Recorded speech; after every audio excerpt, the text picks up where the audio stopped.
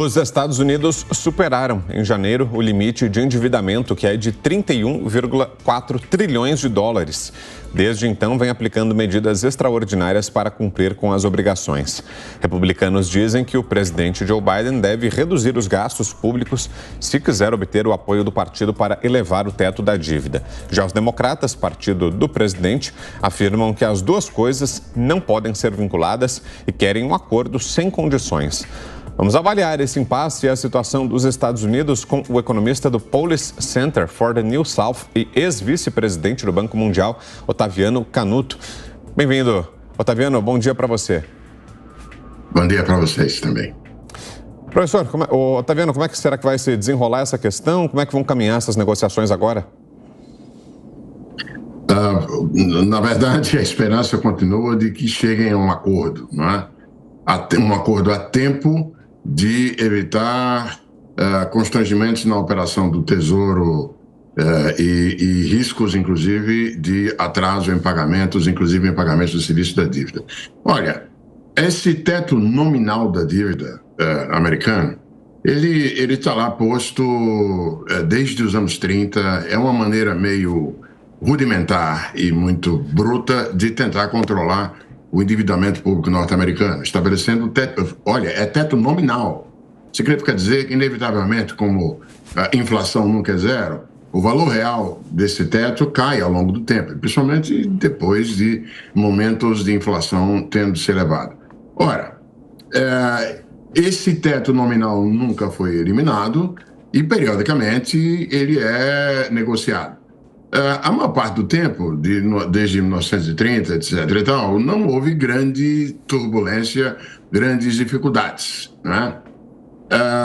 Inclusive, num determinado momento, até a convivência de Obama e o Tea Party, aquela facção bem conservadora dos republicanos em 2011, no Congresso, o Tesouro, inclusive, podia ele próprio, periodicamente, fazer esse reajuste. Mas em 2011, o Tea Party criou um problema. Não. Inclusive, quando veio a negociação, o acordo, para elevar um pouco naquele momento, inclusive, não foi suficientemente cedo para evitar que alguns pagamentos fossem atrasados. O resultado ali em 2011 foi o seguinte: Standard & Poor's, uma das três grandes agências de classificação de risco de crédito, rebaixou os títulos do Tesouro norte-americano da classe AAA para 2A+, né? E nunca voltou.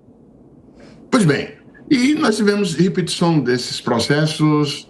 Na época do Trump não teve, na época do Trump esse limite nominal, esse teto nominal foi reajustado quase que automaticamente, veja como são as coisas, e agora foi reajustado a última vez em 2021, e agora os republicanos, essa nova leva que tem uma facção muito forte dentro dos republicanos, que lembra muito o Tea Party, resolveu endurecer e demandar um corte monstruoso nos projetos de gastos do governo para os próximos 10 anos.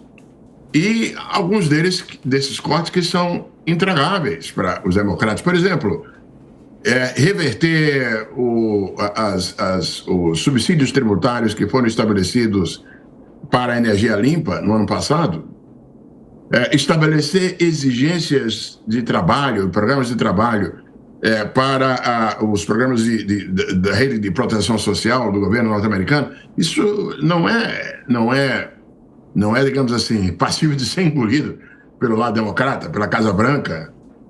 Então, o jogo pelo lado republicano foi duro, de exigências impensáveis. E não ajudou também, é claro, o fato do ex-presidente Trump dizer que tudo bem se for necessário ter um calote, né? Se for Olha, está todo mundo preocupado e monitorando ali o andar da carruagem. Não deixa de ser importante o seguinte: se vocês me perguntarem qual é a probabilidade de um desfecho catastrófico, eu diria que ainda é baixa. Mas o impacto de uma catástrofe nesse processo, vale dizer, uma inadimplência, uma incapacidade do Tesouro de cumprir o serviço da dívida, seria tão desastroso que o mercado, na semana passada, estava precificando o seguro contra risco de crédito da dívida pública americana, o Credit Default Swaps, o CDS, estava mais caro do que o seguro para Brasil, Grécia, México, para que você tenha uma ideia. Para títulos de um ano do Tesouro. Quer dizer, o receio se expressa nesse movimento de mercado. E a semana passada nós tivemos aí quarta-feira, quinta-feira, sinal de que estava chegando num acordo, aí melhora. Ontem foi suspenso. Os republicanos resolveram suspender a conversa, a negociação. Então nós vamos passar a semana que vem ali com aquela espada assim em cima da cabeça, porque se por acaso não se chegar a algum acordo e o Tesouro americano não puder emitir mais dívida, títulos de dívida, e não puder cumprir os seus compromissos, o Tesouro vai ser obrigado a começar a atrasar pagamentos de pensões, a fechar parques públicos e pode até ser obrigado a, pela primeira vez na história dos Estados Unidos, não cumprir com o serviço de dívida pública. E os efeitos disso sobre o mundo, sobre a economia mundial, não serão pequenos. Então, ali, dependendo dessa política do Congresso, num contexto de muita polarização. Otaviano, se o calote acontecer, como os investidores estão se preparando para esse risco? A rigor, quem pode estar comprando CDS, comprando Credit Default Swaps, né? Mas as consequências só virão nefastas, só virão mesmo quando bato aqui na madeira da minha mesa, venha a acontecer o desastre. Por quê? Se uma segunda agência de rating, se uma segunda agência de classificação de risco de crédito, a Moody's ou Fitch, decidem também acompanhar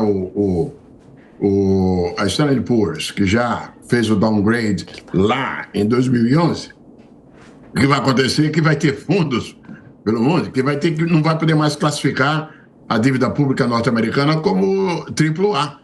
Então vai ser obrigado a cortar.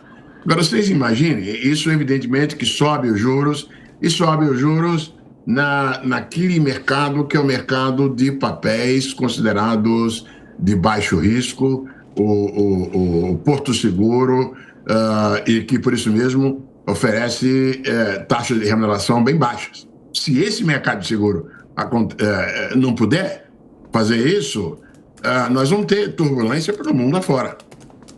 Não tem nem sequer como se preparar para isso. Investidores vão ter que engolir, e além das óbvias implicações geopolíticas.